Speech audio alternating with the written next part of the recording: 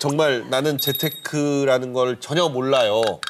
버는 건 얼마 없는데 네. 돈은 갖고 싶고 어떻게 하면 좋겠나. 기본. 재테크의 기본은 사실 대부분 이렇게 물어보세요. 저 돈 벌려면 어떤 상품에 가입해야 돼요? 저 펀드 뭐 들어야 돼요? 뭐 주식은 뭘 사야 돼요? 이렇게 물어보세요. 근데 결국은 돈이 있어야 주식도 사고 뭐 부동산도 사실 수 있기 때문에 결국 재테크의 기본은 습관이세요. 누구나 다 알고 계시거든요, 이미. 아끼고 모아서 종잣돈을 만들어야 그 돈으로 뭔가 투자를 해서 불릴 수 있다는 걸 아는데 종잣돈까지를 못 가시는 거예요. 종잣돈이 얼마예요? 적어도 1억 이상은 되셔야 사실은 요즘엔 좀 투자를 하실만 하세요. 그러니까 1억이 안 되면 그 전까지는 재테크니 뭐니 얘기할 게 없다. 아니죠. 그 전에도 사람의 성향에 따라서 뭐 한 3천 이상만 되셔도 주식 투자를 시작하시는 분들도 계시고요. 충분히 하실 수 있고.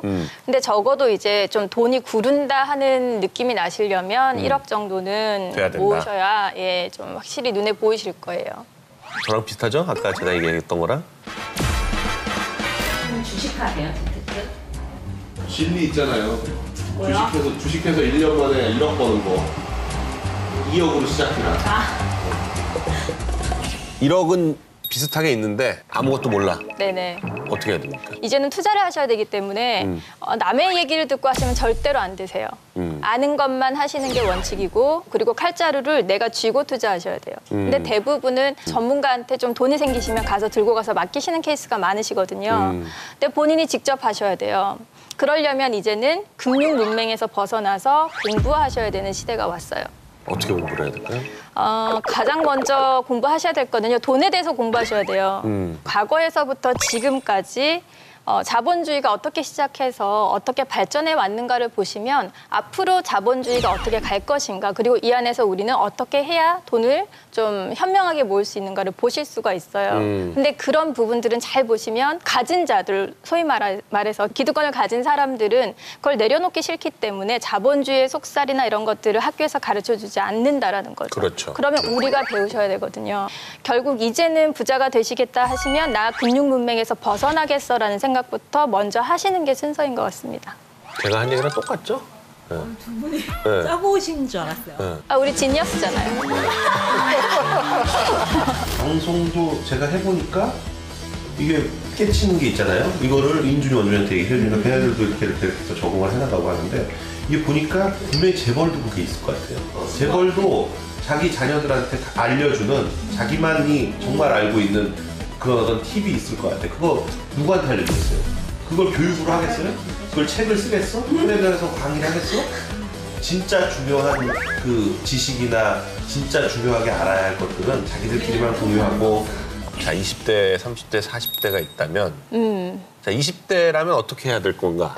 20, 30대는 아무래도 시간이 길잖아요. 그래서 좀 장기적으로 돈을 모으실 수 있었으면 좋겠다. 근데 장기적으로 돈을 모으실 때 결국 가장 생각하셔야 될 거는 인플레이션이에요. 내가 인플레이션을 내 돈에 불어나는 속도가 인플레이션을 따라가지 못하면 결국은 공중으로 내 돈의 가치가 흩어지는 거거든요. 그러면 이 긴 시간 동안에 내 돈을 인플레이션을 해지할 수 있는 방법으로 투자를 잘 하셨으면 좋겠고 시간이 있다 보니까 인생의 여러 이제 해결해야 될 숙제들 노후 문제라던가 아니면 뭐 결혼 문제라던가 집이라던가 이런 거에 대해서 미리 준비하실 수 있는 게 장점이니까 너무 위험한 투자보다는 시간에 투자하시는 방법을 선택하셨으면 좋겠고요. 40대 정도 되시면 사실 자녀들이 문제세요.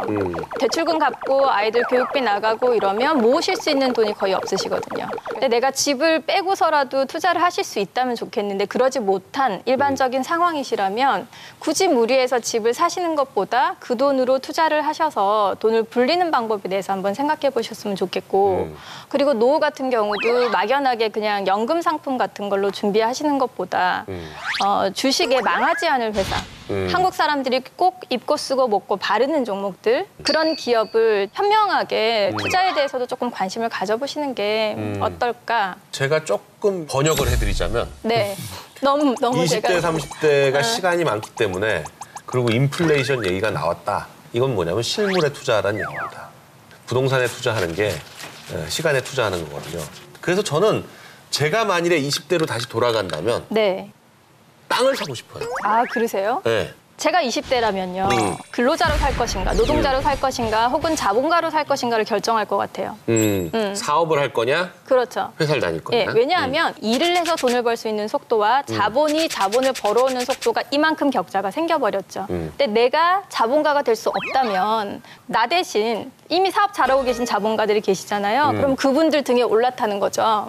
아주 저보다 훨씬 더 사업 잘하는 그런 분들의 회사에 동업하는 마음으로 저는 꾸준히 장기적으로 투자할 것 같아요. 거인의 등에 타든지 뭘 하든지 정보나 소스가 있어야 되잖아요, 사실은. 네. 사람을 많이 알려고 하는 게 좋을까요? 아니면 공부를 해나가는 어떤 그게 더 나을까요? 재테크는 가장 위험한 것이 개인의 경험을 일반화시키시려고 하는 게 가장 큰 리스크라고 생각을 해요. 그래서 제가 만나봤던 부자들은 개개인별로 당신하고 잘 맞는 재테크 필살기들이 있으세요.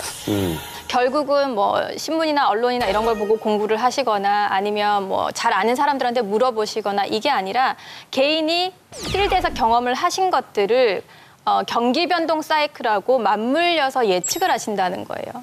그래서 저는 그렇게 생각해요. 우리가 뭐 나이대가 연령대가 언제이든 간에 내가 잘할 수 있는 나의 지금 현재 상황과 성향과 맞는 재테크 방법을 공부를 하시고 그거를 내 걸로 만드셔서 경험을 자꾸 쌓아가시다 보면 이 방법으로 어떻게 돈 벌 수 있는가를 체득하게 되실 거고 그리고 경기의 흐름을 보시고 아 지금이 쌀 때다 그러면 투자해서 돈을 불리시는 우리도 이제 위기가 아니라 기회로 활용할 수 있는 이런 방법을 선택하시면 어떨까 하는 게 제 생각입니다. 지금 말씀하신 거 정말 동감하는 게 주식하고 부동산하고 정말 스타일이 너무 다르거든요. 네, 맞아요. 너무 달라요. 부동산은 기본적으로 업계의 관행이 뭐냐면 팔지 말아라. 이거. 맞아요. 한 번 사면 자식한테 물려줄 수 있는 걸 사라는 거예요. 주식은 하루에도 세네 번씩 사고 팔고 뭐 주식에 장기 투자하라 그러지만 네. 주식하고 있는 사람들 중에 장기 투자하는 사람 나 한 번도 못 봤어요.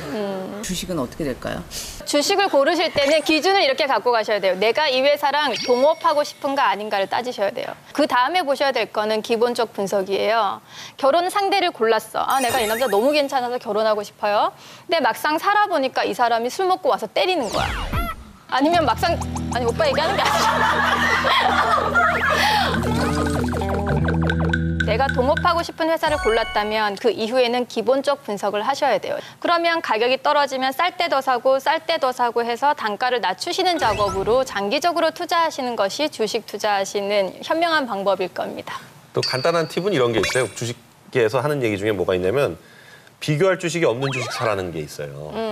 가격이 얼마가 돼도 주변에 비교할 주식이 없기 때문에 이게 맞는 건지 아닌지 몰라. 그러니까 오를 때 확 올라요. 고르는 눈은요 여자들이 타고 태어나셨어요. 맞아요. 왜냐하면 여자들은요 요즘 뭐가 잘 나가고 뭐가 트렌드인지 너무 잘 알고 계시거든요. 근데 이쪽을 지금까지는 돈을 카드 긋는 데만 쓰셨잖아요. 그렇죠. 근데 이제부터는 내가 동업하고자 하는 회사를 고르는데 이 촉을 쓰셔야 돼요.